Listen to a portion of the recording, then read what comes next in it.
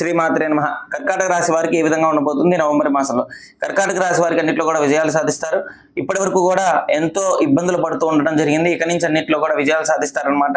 ఎప్పుడైతే కర్కాటకంలో గురువు ఉన్నాడో, గురువు అన్నింటిలో యోగదాయకంగా ఉందన్నమాట.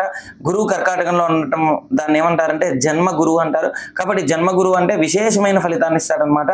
మనకి ఆయుష్ బాగుండాలన్నా, ఆరోగ్యం బాగుండాలన్నా గురు బలం బాగుండాలంటారు. కాబట్టి కర్కాటకంకి గురువు మంచి స్థితిలో ఉండటం వల్ల మంచి యోగదాయకంగా ఉంది. ధన సంపాదన పెరుగుతున్న అన్నింటిలో కూడా విజయం సాధిస్తారనమాట.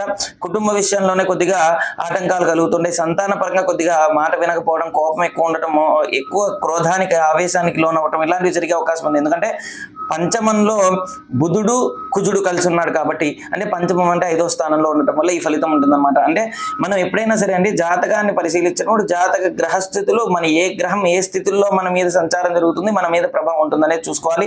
దశమంలో శని ఉండటం, నవమంలో రాహు ఉండటం, అంటే సడన్ గా మనకి రావాల్సిన యోగాలు సరైన సమయానికి అవగాహన లేకపోవడం, అర్థం చేసుకోలేకపోవడం, అలాంటివన్నీ కూడా యోగదాయకంగా ఉన్నప్పుడు దాన్ని మనం చేతులారా చెడగొట్టుకునే అవకాశం ఉంటుంది. కాబట్టి ఏదైనా సరే మన గ్రహస్థితులు గ్రహ ప్రభావాలు మంచిగా తెలుసుకొని అన్నింటిలో కూడా విజయాలు సాధించాలని మనస్ఫూర్తిగా కోరుకుంటా.